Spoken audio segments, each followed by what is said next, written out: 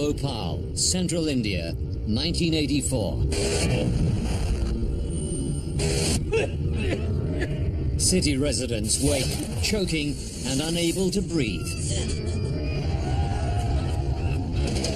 Stampeding in panic, thousands die. Poisoned by the very air around them. An American-owned factory, supposedly rigged with safety systems, triggers the world's deadliest industrial accident.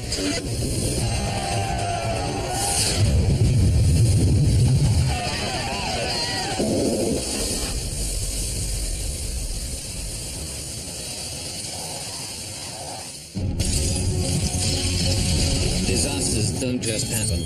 They're a chain of critical events. Unravel the clues and count down those final seconds from disaster.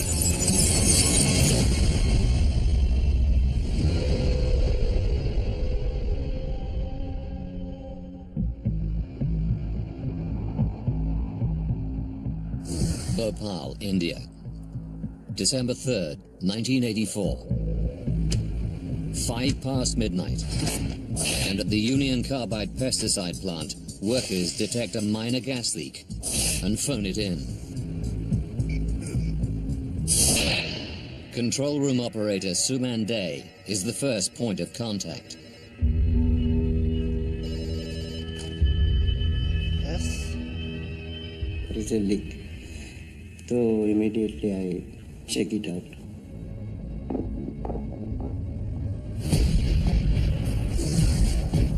Suman leaves the control room to search for the leak.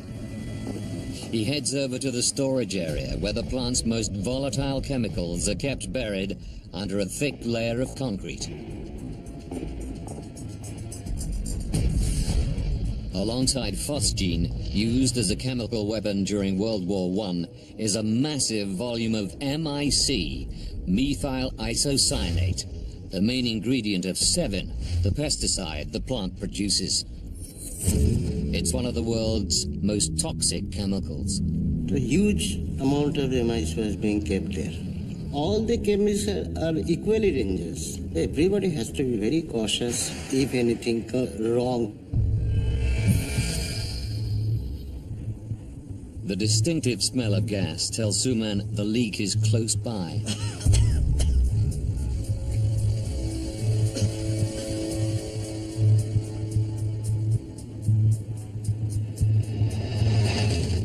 It was leaking, but thing is, that was leaking slowly. Minor gas leaks are a regular occurrence, and the workers have had to learn to live with the choking effects. Everything was all right. I have checked all the pressure, temperature and all that. Then as such, there was no work for us. So we were just chatting with other fellow in the control room.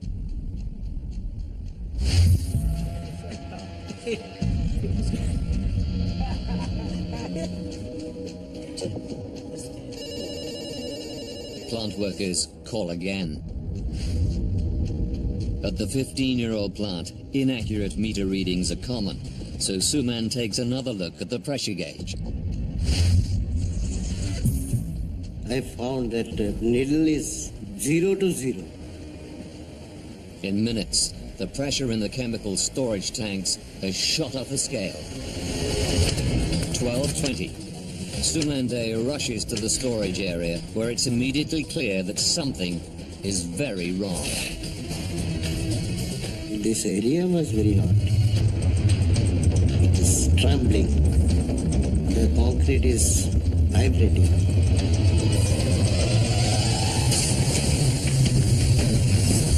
As Suman sprints for the control room, gas escapes into the factory's maze of pipes. There was a big, huge hissing sound, like a steam engine, you know. 12:30. Suman implements emergency procedures to neutralize the gas as it passes through a cleaning column called the bent gas scrubber. but nothing happens. Then the gas passes through the flare tower, designed to burn off any escaping gas. No, it's not working. But again, nothing. Under huge pressure, the gas hurtles through the network of pipes, up a venting chimney, and out into the atmosphere.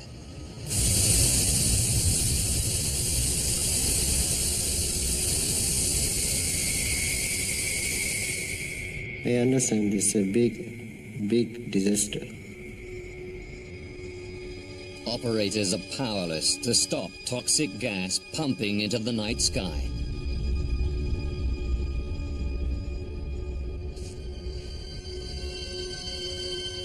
I announced that there is a big leakage from the storage area. Please evacuate.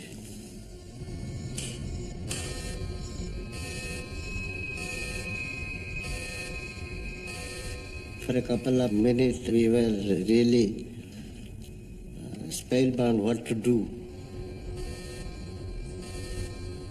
Never it has come to anybody's mind that this type of disaster can happen.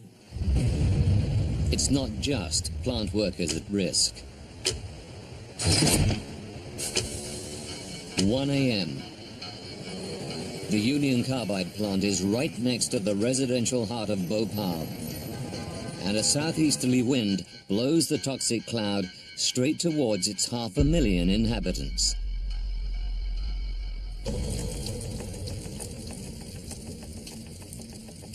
Not far from the factory, plant worker T.R. Chauhan has the weekend off. I was happy because my daughter was very small and I was thinking that there's no headache of night shift. But in the dead of night, he's suddenly woken.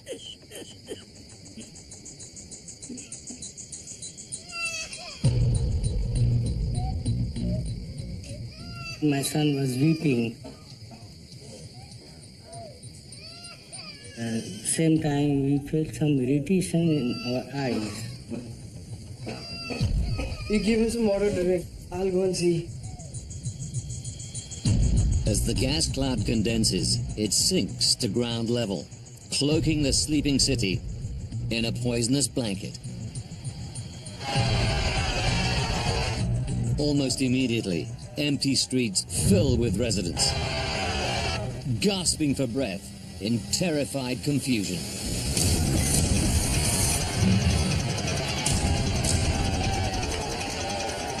The street was full of the people just running. So I immediately decided that I have to also run. My children with my family.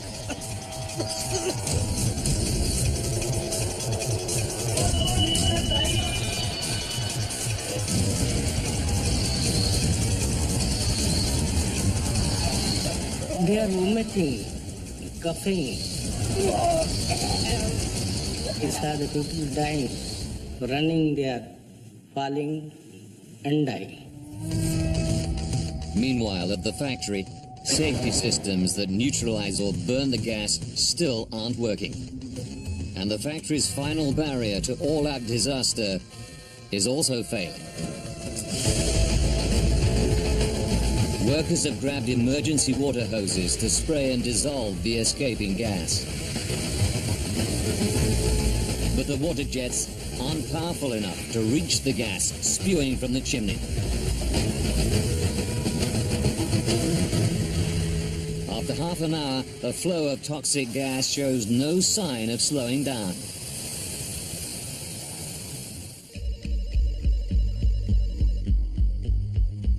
Across town, a late-night phone call wakes Dr. Bandari, senior consultant at Bhopal's main hospital. Hello? No. Sit down, please.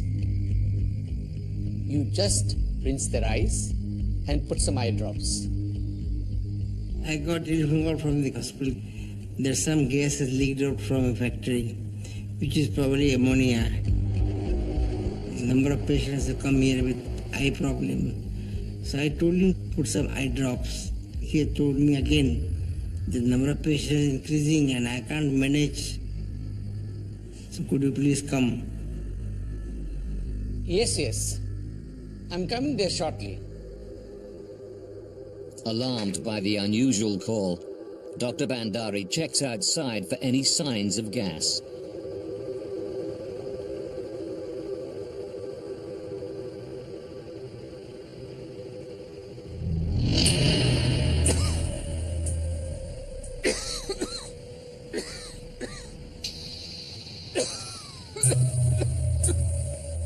I went inside.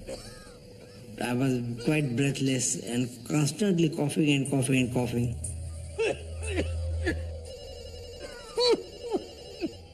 With every minute, the invisible gas cloud spreads, covering an area some 8 kilometers wide. Locals only know it's impossible to breathe. Tens of thousands flee their homes in a panic stampede, choking to death as they run.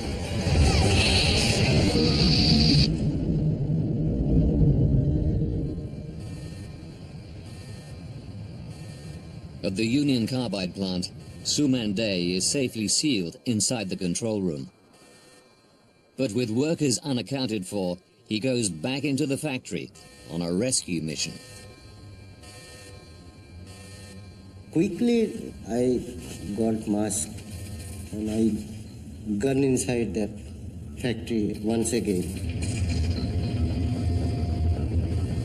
I was thinking to save all the people who are working there. But he's soon running out of air. I was so scared, I was so frightened. In that fraction of moment, I was thinking maybe it's my end.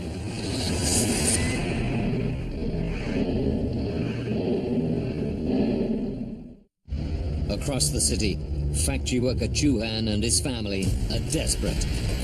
In the chaos, they know they must flee or perish. Then I saw an empty car. Let's go, let's go. Come. Chauhan convinces the driver to help them. When I saw empty, we want to save your life, please go to the new city side.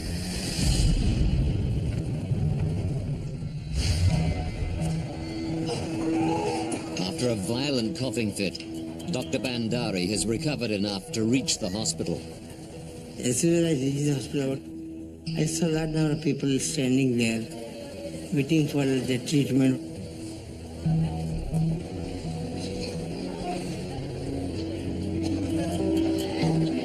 What's happening?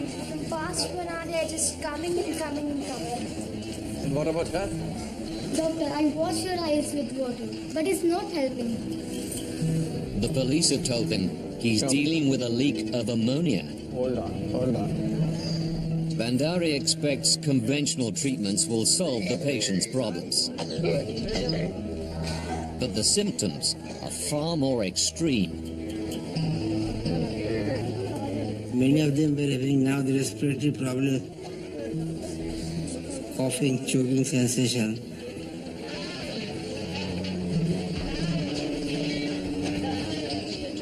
His standard remedies are ineffective.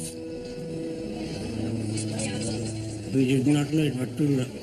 This is an unknown medical condition. Thousands of choking, dying Bhopalis overwhelm the hospital.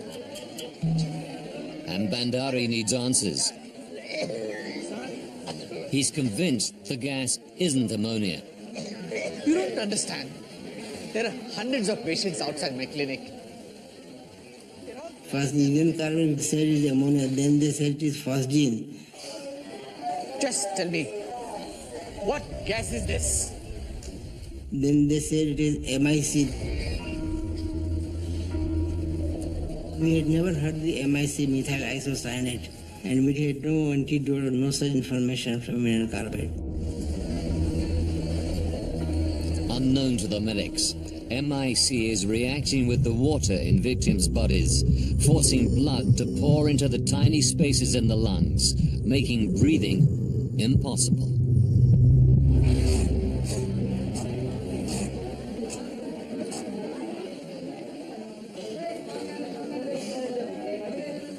Many died instantaneously on the spot.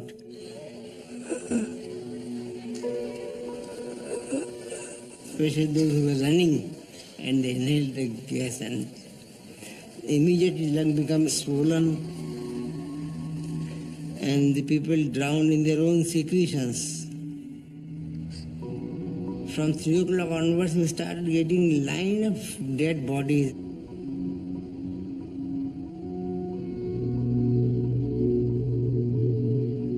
By daylight on December 3rd, the gas has dissipated across the country. But in Bhopal, some 3,000 people lie dead, and more than 300,000 are suffering the agonizing consequences of exposure to MIC. Sumande and the other plant workers survived the night.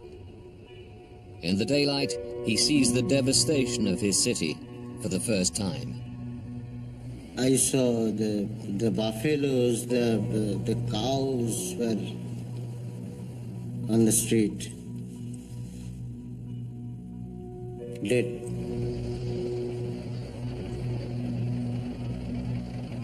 The worst affected are the old and the young, often trapped in the densest parts of the cloud close to the ground.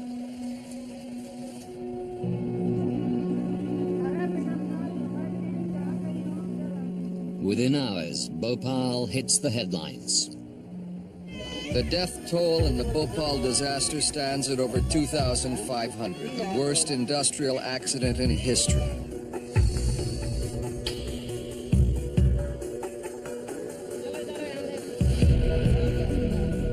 In this area, opposite the Union Carbide site, about 10,000 people live. But this morning, the entire slum is empty.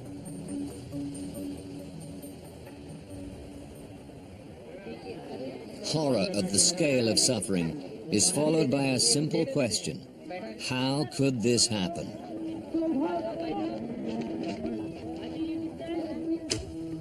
The day after the disaster, the Indian government dispatches chemist Dr. Thiagarajan to make the plant safe. Absolutely horrifying situation. People were still on the street, dead bodies were there, and people were crying, and it was panic.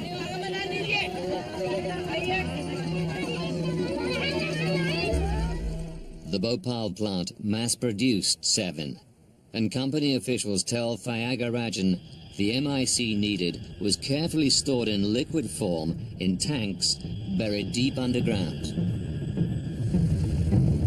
But workers say that tank E610 was 75% full, way over the corporation's 50% recommendation. Its entire 42 tons of lethal MIC evaporated and escaped.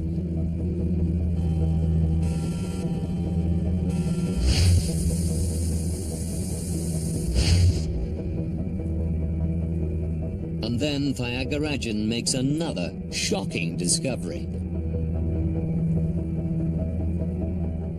The second line of discussion with the people there was, is there any more MIC? Anywhere. That was the time we got the most devastating information. Yes, there is MIC in 611. How much? For 30, 35 tons.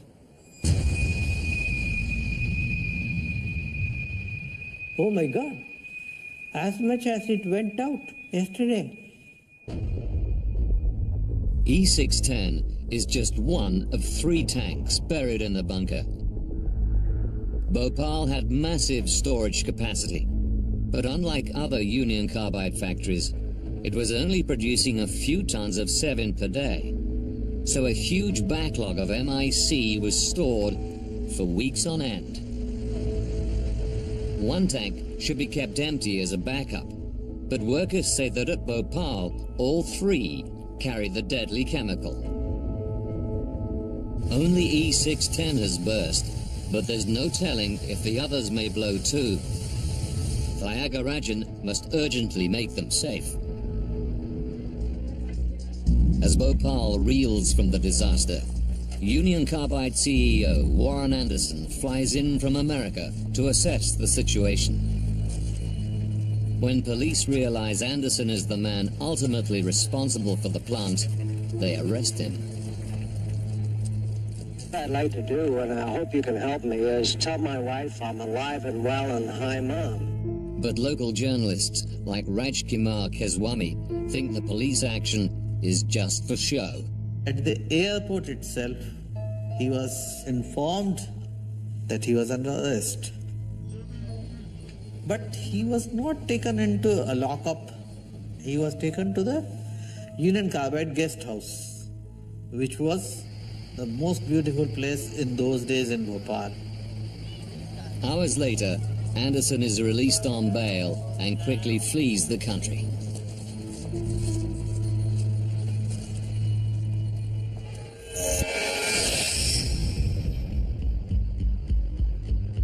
At the pesticide factory, Dr. Thiagarajan must decide how to deal with the remaining 35 tons of MIC.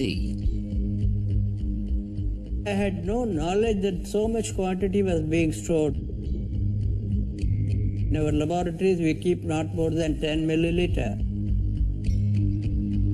The MIC appears to be stable for now, but workers tell him that tank E610 was normal until almost the moment it erupted.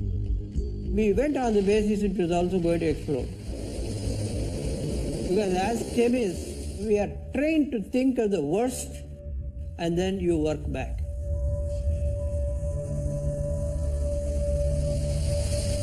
Thiagarajan knows it's vital they dispose of every last drop to avoid a second disaster. But there's only one terrifying way to do it. Switch the malfunctioning factory back on.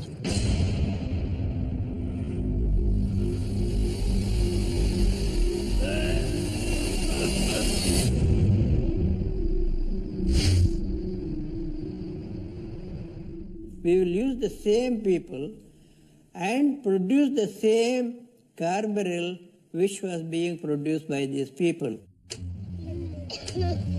Only 13 days after the disaster, with thousands still dying and tens of thousands in hospital, operators are ready to try to neutralize the remaining MIC. Officials still have no idea how the first disaster happened and dub their risky new plan Operation Faith. We only went by faith because we knew that we were competent, but we didn't know the quality of the material in the other tank. Therefore, we said, have faith in us. But for the people of Bhopal, restarting the factory so soon after the lethal disaster is a terrifying prospect. The people thought once the factory starts operation and the same gas which has killed several thousand people may get leaked again. There was no such guarantee. People had no faith. Even when that operation, we went on the thinking of the worst. We said that this can explode, so we had helicopters carrying water. We had covered the entire plant with wet canvas.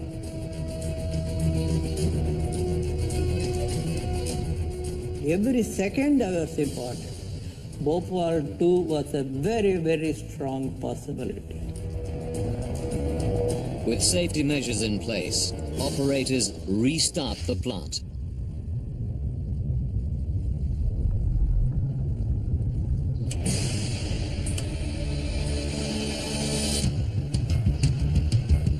As production begins, Bhopalis panic and flee the city. Many people left Bhopal. Nobody wanted to risk his life by taking any chance. As the remaining MIC is drained, even hospital patients join the exodus, leaving only those too sick to escape. It was a deserted city.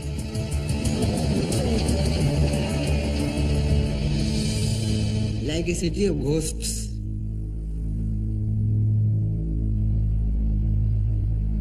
It takes an agonizing 7 days to turn the remaining MIC into 7-pesticide. A second disaster is averted. We were happy that we could do that, and we left the place saying that it is now safe. The people of Bhopal return, but they're furious. Everyone wanted to know how it happened. The public, the press, journalists, the parliament. And therefore we had to quickly conduct studies and trace the root cause of this particular disaster.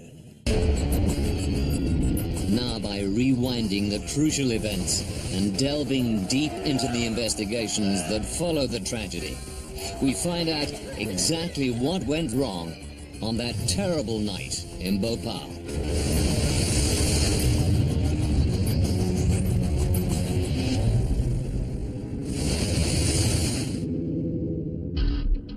Dr. Thyagarajan knows 42 tons of deadly MIC stored safely as liquid in an underground tank turned into a gas and escaped into the atmosphere, killing thousands.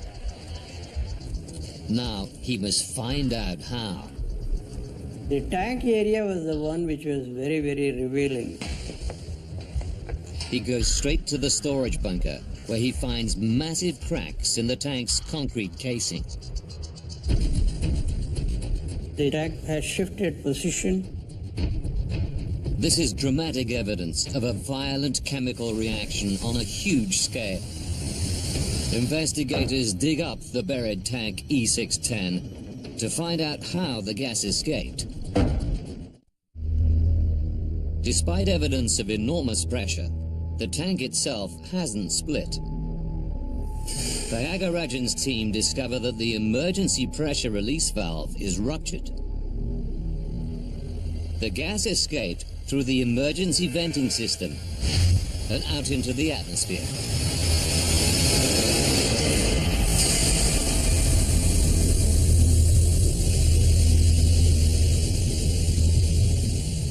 It was a very clear case of runaway reaction.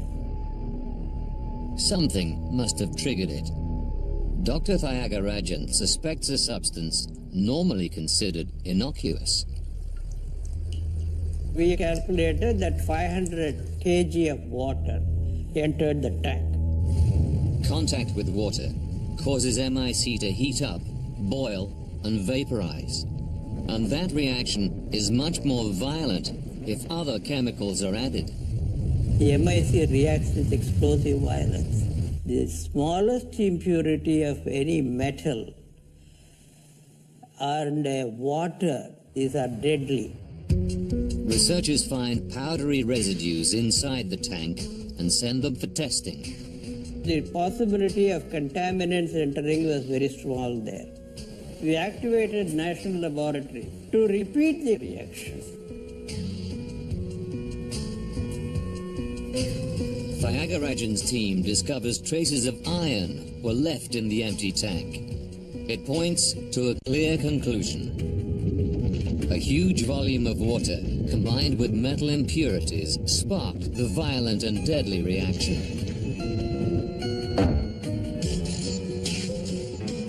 Investigators now know what caused Bhopal's deadly catastrophe, but not how it happened. In a chemical plant operating state-of-the-art safety systems, this disaster should have been impossible.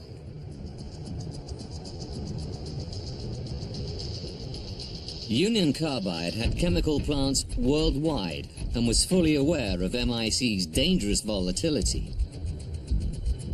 Like every one of their factories, the Bhopal plant had safety systems to prevent any chance of contamination.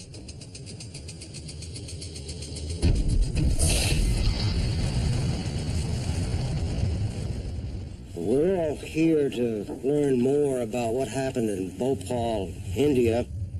Within days of the disaster, Union Carbide boss Warren Anderson claims this was no accident. It doesn't sound like something that's inadvertent, and it could be a deliberate action. With a clear implication of sabotage within the plant, trade unions representing workers seek an independent opinion. They invite American investigator Michael Wright to Bhopal, but the authorities deny him a work visa, so he must operate in secret. Neither Union Carbide nor the Indian government really wanted us there. They didn't want somebody independent mucking around in their investigation. As Health and Safety Director for America's Steelworkers Union, his expertise is in the safe operation of large factories. Things like Bhopal are what we technically call low probability, high consequence events. These are accidents that happen rarely, but when they happen, they're huge, they're catastrophic. With no official cooperation, Wright is forced to travel as a tourist to Bhopal. There, he witnesses the scale of the suffering firsthand. You walk through the neighborhoods and you realize everybody's coughing because they were exposed to this terribly toxic chemical. You meet kids who've lost their parents, parents who've lost their kids. We have to put aside the horror of what happened and figure out how it happened. You've got to look at all the possible scenarios. And a lot of accident investigation is eliminating what didn't happen. Wright isn't allowed into the plant itself, so only a covert investigation will help him discover the immediate causes of the disaster. We were able to take long-range photographs of all kinds of equipment inside the plant. We also were able to get the technical operating manual for the plant. And we talked to workers. We talked to, we think, everybody who was on duty that night.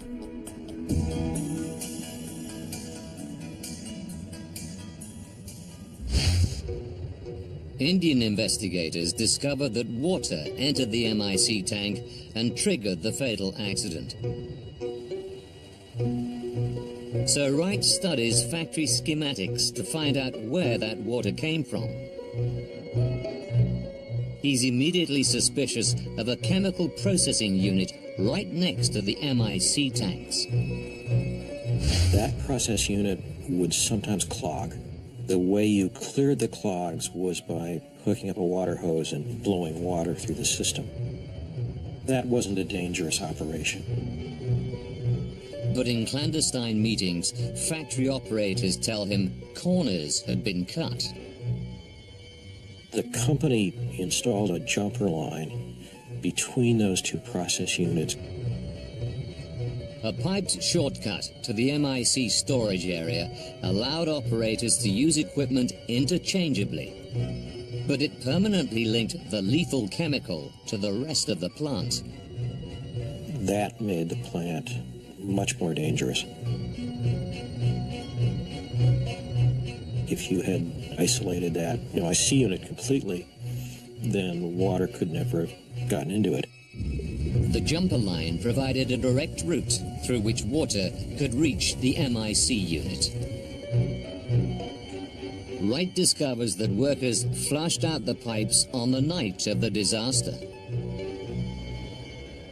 Worker began that operation about 9:30 p.m. He noticed that water wasn't coming out the other end. Eventually, water did start coming out the end, and everybody thought things were fine. They were unaware that a backlog of water headed through connecting pipes towards the MIC unit. But still, a simple safety device should have blocked its progress. This metal plate, called a slip blind, slides into the junction of two pipe sections, forming a watertight seal whenever pipes are being washed. That slip blind was not there. It's what allowed water to get into the tank. Even if water did reach the MIC tanks, the plant schematics tell Wright there is one last barrier to stop it getting in. Inert nitrogen gas is pumped into the MIC tank, providing a safe high-pressure layer between the lethal liquid and the rest of the plant. It's a system Wright has seen before. It's safe and efficient, usually. But plant workers reveal faults in the system. And the 30th number, I saw they are performing the pressurizing the 610, but they're not able to pressurize. In a 15-year-old plant, staff were accustomed to occasional faulty readings. But plant worker Chauhan knew a total failure to pressurize the tank could only mean one thing. It means there's a leakage in vent line. Checking the factory records, Chauhan sees the problem has gone unreported for weeks. But more than 20 days it was not holding pressure. There's no recording of pressure in the lock sheet. And if a faulty valve is letting nitrogen out, it could let water in. Water took a pathway to that valve, and that valve would have stopped it. But as the valve was leaking, we think water got through and made it into the MIC tank.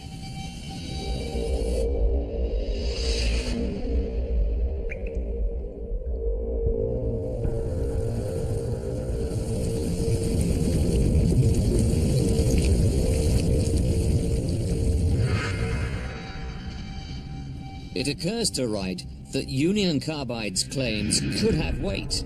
Maybe this was a case of sabotage. Someone could have damaged the nitrogen valve and removed the slip blind deliberately. The iron that fueled the reaction could simply be rust from the pipes. Maybe they didn't anticipate an accident of that magnitude. Union Carbide claims a disgruntled worker purposely pumped water into the MIC tanks. All we're trying to do is differentiate from an inadvertent to perhaps a deliberate. But Wright isn't ready to draw conclusions. This awful event still has secrets to be discovered. The real story of Bhopal is less how did water get in the tank, and more why did none of the systems that should have protected people operate that night. The first safeguard was the vent gas scrubber. If any dangerous gas leaks, it's channeled into a large bottle-shaped tank and forced through a column of caustic soda, making it inert. When Wright meets with workers from the plant, he makes a shocking discovery. The workers said that they didn't see any instrumentation that indicated it was operating. The vent gas scrubber, the first of 3 critical lines of defense, was out of action. Wright switches attention to the other safety features. MIC is highly flammable, and a flare tower sits ready to burn off any MIC gas that hasn't been neutralized. but he finds it wasn't working either. They had taken a piece of corroded pipe, about a 4-foot section, out of it, had never gotten around to replacing it. Had that been operating, it would have completely eliminated the release.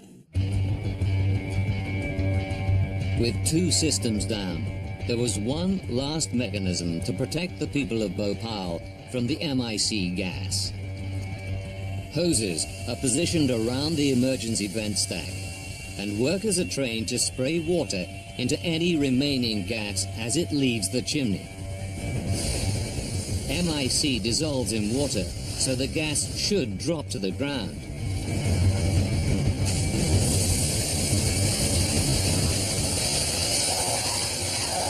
Wright cannot believe what he hears from witnesses. The problem with the water spray system is that it was undersized and the water sprays didn't reach the height of the release.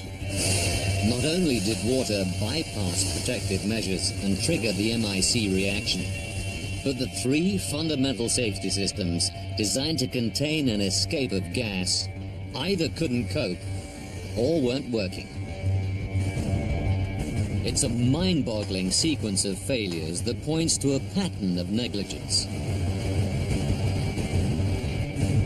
Michael Wright begins investigating plant management and the parent company's corporate dealings. The plant was losing money. They had undergone an expansion several years earlier. They had misjudged their market. They weren't selling nearly as much pesticide as they expected to. In that kind of situation, there's always pressure from the parent corporation to cut costs. Workers tell Wright that as the emphasis on safety slackened, small leaks became commonplace and sometimes deadly. There were at least 5 chemical accidents in the plant between 1981 and 1984. There was a leak in December of 81 that injured 3 workers, one of whom died. So there were plenty of warnings that something was amiss. The cost cutting began with a missing slip line. That slip line was critical to the accident. Had that been there, there never would have been an accident. To Wright's amazement, this critical piece of safety equipment was left out time and again because of staff cutbacks. The maintenance supervisor who should have been responsible had been laid off. Faulty gauges meant no one noticed when the reaction started. Throughout the plant, the instruments were out of calibration because it saved money not to do the maintenance. The vent gas scrubber wasn't working. But even if it had been, it could never have cleaned such a large amount of deadly MIC. The vent gas scrubber was only capable of dealing with puffs from valve openings. Nobody thought to design it for a big accident, and nobody wanted to spend the money. For 2 months, failure to replace a broken pipe meant the flare tower couldn't burn any escaping gas. Maintenance workers said it would have taken about 2 hours to put a new piece of pipe back in. And Union Carbide US had told their Indian counterparts that their emergency water hoses weren't up to the job. Union Carbide had said install bigger water spray systems. They hadn't done it. Wright now suspects Warren Anderson's sabotage theory is nothing but a smokescreen. Union Carbide never really presented any credible evidence. The sabotage theory was clearly Union Carbide trying to cover its tracks.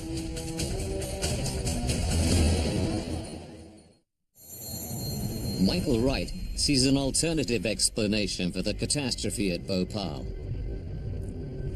In a factory working with one of the world's most toxic chemicals, massive cost-cutting invited a massive disaster.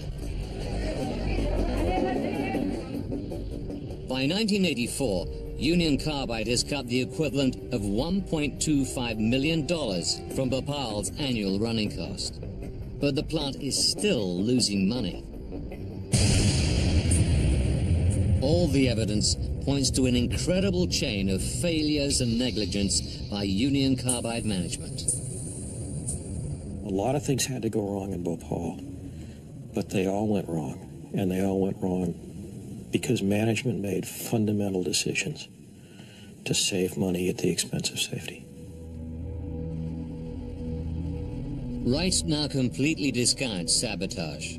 This catastrophe was the company's fault.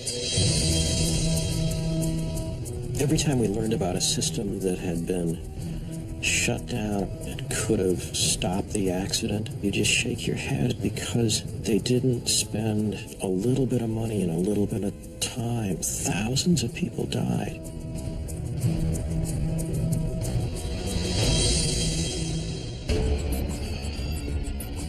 Now the investigation is complete, we can replay the exact chain of accidents and errors that overtook the Bhopal factory and killed 3,000 people on that fatal night in December 1984.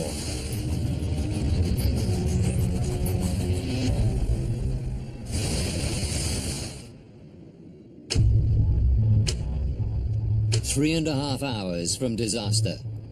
A shift worker begins a routine cleaning operation, but pipes are clogged and he floods the system. Water gushes through a recently installed shortcut, straight towards giant underground storage tanks, full of the highly volatile pesticide ingredient MIC. Metal plates that should isolate the chemical are missing.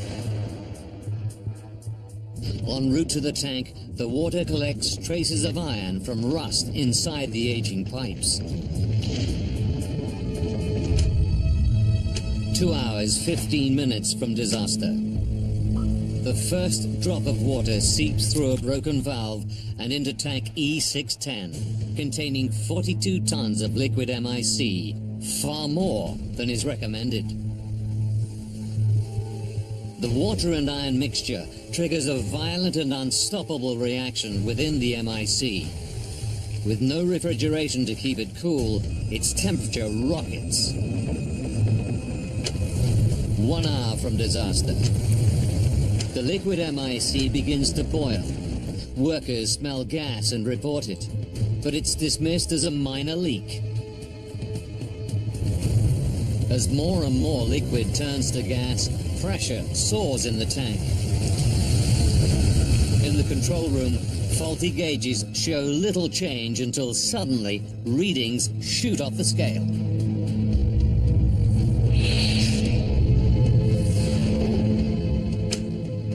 "35 minutes from disaster. Control room operator Suman Day witnesses the runaway reaction firsthand as the spiraling pressure blows the tank's safety valve and cracks its concrete storage bunker. High-pressure MIC hurtles into the vent gas scrubber. Workers expected to neutralize escaping gas, but it's out of action. Even if it was working, it's only designed to cope with minor leaks. Tons of superheated MIC rush straight through it. 15 minutes from disaster. The toxic gas streams past the flare tower, a backup safety system that should burn off escaping gas. It's also out of action, and lethal MIC bursts into the night sky.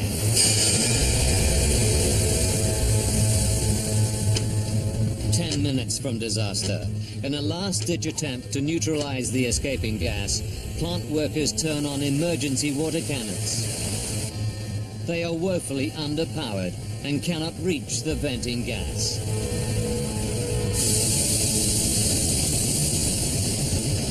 "1 a.m., December 3rd, 1984.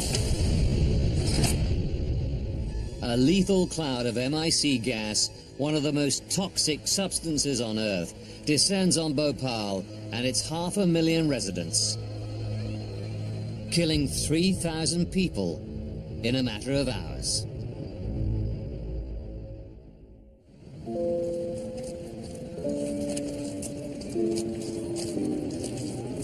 In addition to the immediate deaths, The Indian government says a further 15,000 later died as a direct result of the disaster.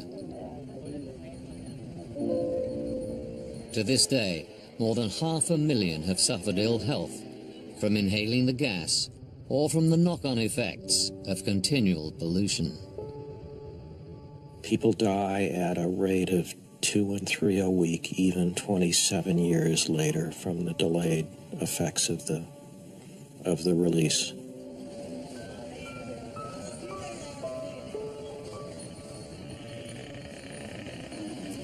Following the disaster, Union Carbide abandoned the plant. It remains standing, a rusting hulk that casts a permanent shadow over the city of Bhopal. The factory has never been cleaned up, and groundwater studies from the site show evidence of chronic toxicity. 5 years after the disaster, Union Carbide America agreed to pay a compensation package of $470 million, only around $600 per victim. As part of the deal, the corporation demanded immunity from any future criminal charges. Former CEO Warren Anderson, now in his 90s, retired to Long Island, New York. In 2010, 8 former managers from Union Carbide India were convicted of death by negligence and fined $2,000 each. And to this day, the company insists the catastrophe was an act of sabotage.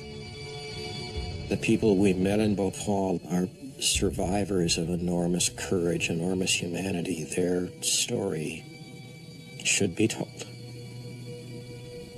And the loved ones who they lost should always be remembered.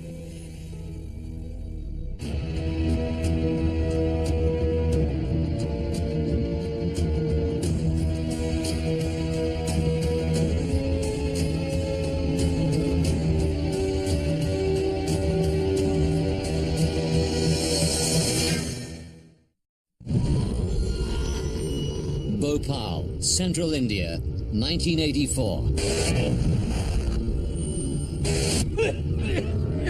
City residents wake, choking and unable to breathe. Stampeding in panic, thousands die.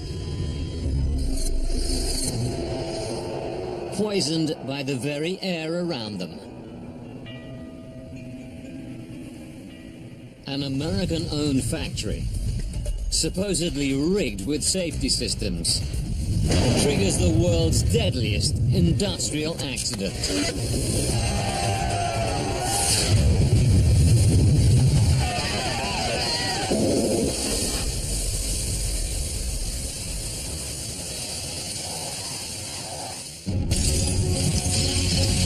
Disasters don't just happen. They're a chain of critical events. Unravel the clues and count down those final seconds from disaster.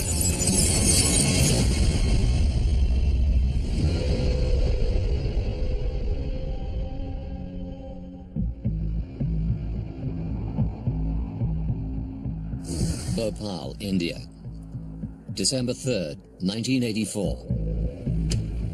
5 past midnight, and at the Union Carbide pesticide plant, workers detect a minor gas leak and phone it in. Control room operator Suman Day is the first point of contact. Yes?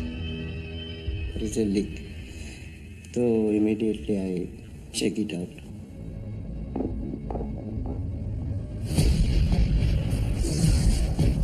Suman leaves the control room to search for the leak. He heads over to the storage area where the plant's most volatile chemicals are kept buried under a thick layer of concrete.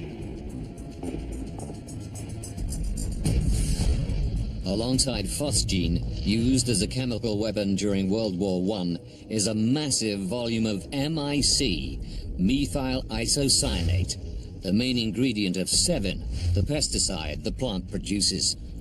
It's one of the world's most toxic chemicals. A huge amount of MIC was being kept there. All the chemicals are equally dangerous. Everybody has to be very cautious if anything goes wrong.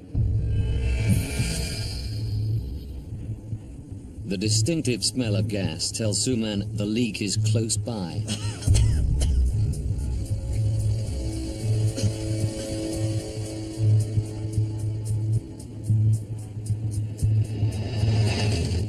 It was leaking, but thing is, that was leaking slowly.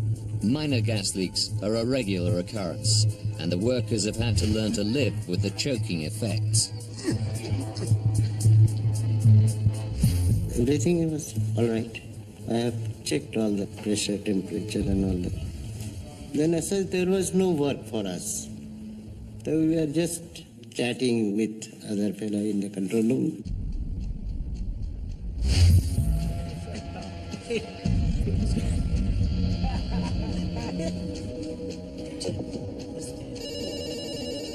Plant workers call again. At the 15-year-old plant, inaccurate meter readings are common, so Suman takes another look at the pressure gauge. I found that the needle is 0 to 0. In minutes, the pressure in the chemical storage tanks has shot off a scale. 12:20. Sumande rushes to the storage area, where it's immediately clear that something is very wrong. This area was very hot. It is trembling. The concrete is vibrating.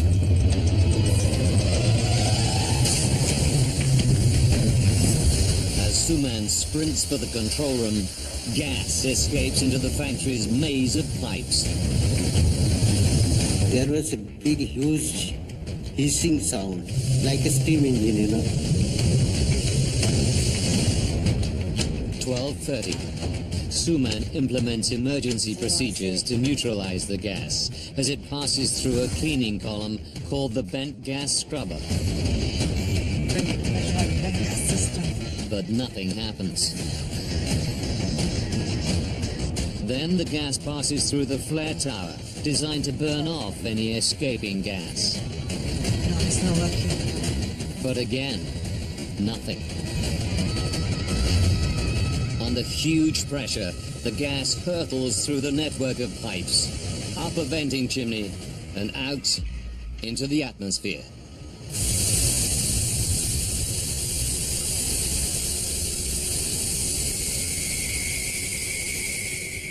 I understand this is a big disaster. Operators are powerless to stop toxic gas pumping into the night sky.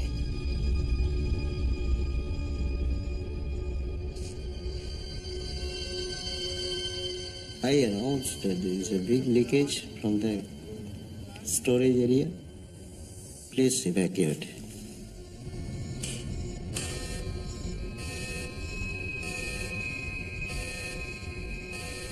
For a couple of minutes, we were really spellbound what to do.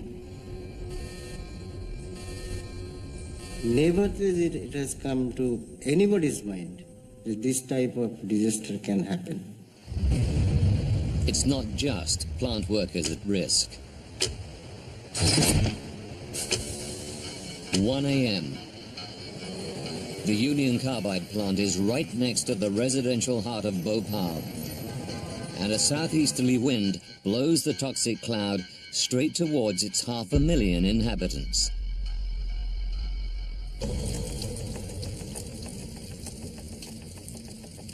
Not far from the factory, plant worker T.R. Chauhan has the weekend off. I was happy because my daughter was very small and I was thinking that there's no headache of night shift. But in the dead of night, he's suddenly woken.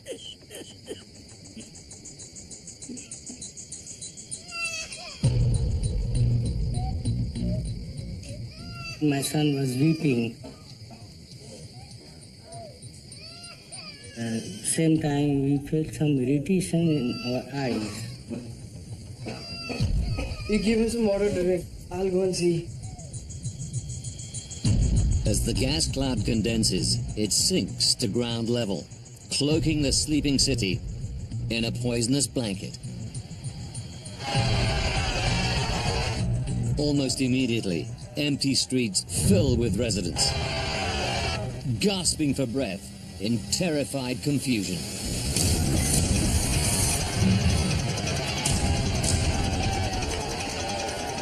The street was full of the people just running. So I immediately decided that I have to also run myself and with my family.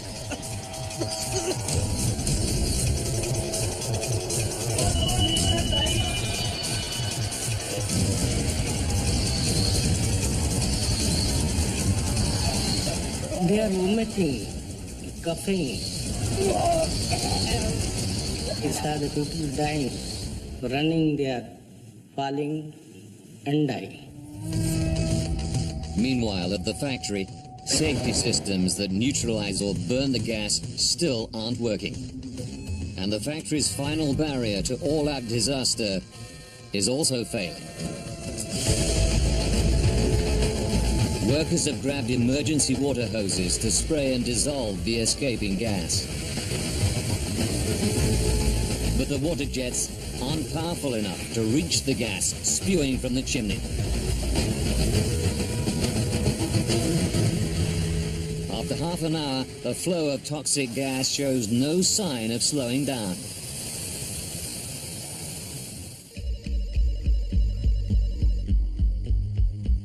Across town, a late-night phone call wakes Dr. Bandari, senior consultant at Bhopal's main hospital.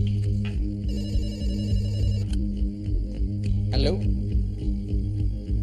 No. Sit down, please. You just rinse their eyes and put some eye drops. I got information from the hospital. There's some gas has leaked out from a factory, which is probably ammonia. Number of patients have come here with eye problem. So I told him put some eye drops. He had told me again the number of patients is increasing and I can't manage. So could you please come? Yes. I'm coming there shortly.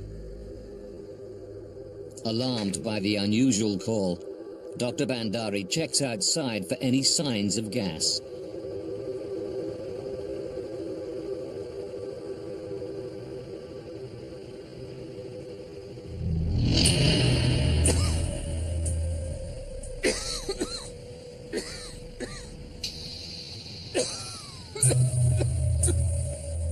I went inside. I was quite breathless and constantly coughing.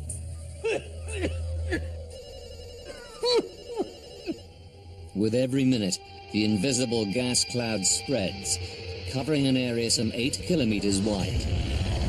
Locals only know it's impossible to breathe. Tens of thousands flee their homes in a panic stampede, choking to death as they run.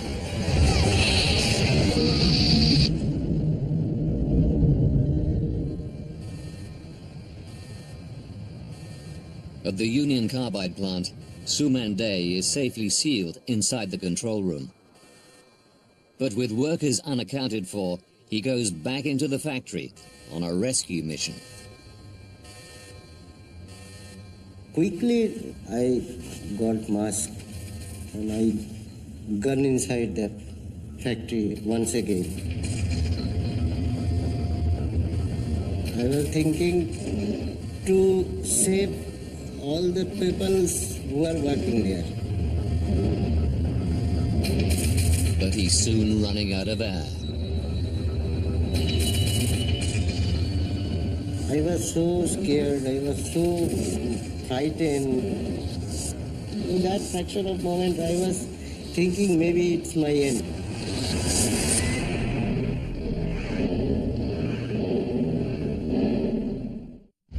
Across the city, factory worker Chauhan and his family are desperate. In the chaos, they know they must flee or perish. Then I saw an empty car. Let's go, let's go. Come. Chauhan convinces the driver to help them. When I saw empty, we want to save your life, please go to the new city side.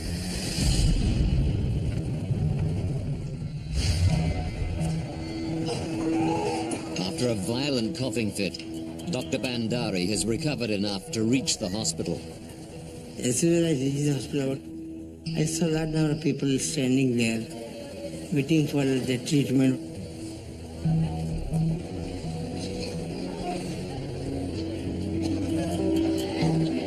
What's happening? The past 1 hour they are just coming. And what about her? Doctor, I wash your eyes with water, but it's not helping. The police have told him he's dealing with a leak of ammonia. Hold on. Bandari expects conventional treatments will solve the patient's problems. But the symptoms are far more extreme. Many of them were having now the respiratory problem, coughing, choking sensation.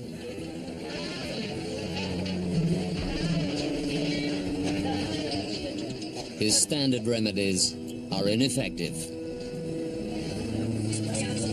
We did not know what to do. This is an unknown medical condition. Thousands of choking, dying Bhopalis overwhelm the hospital. And Bandari needs answers. He's convinced the gas isn't ammonia. You don't understand. There are hundreds of patients outside my clinic. First the Indian carbon said it is ammonia, then they said it is phosgene. Just tell me, what gas is this?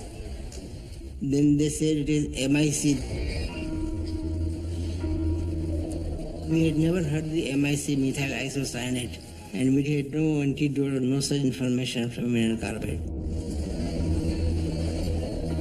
Unknown to the medics, MIC is reacting with the water in victims' bodies, forcing blood to pour into the tiny spaces in the lungs, making breathing impossible.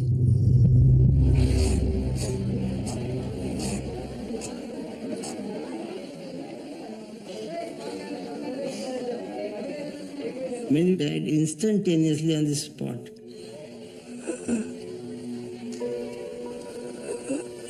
Especially those who were running and they inhaled the gas, and immediately lung became swollen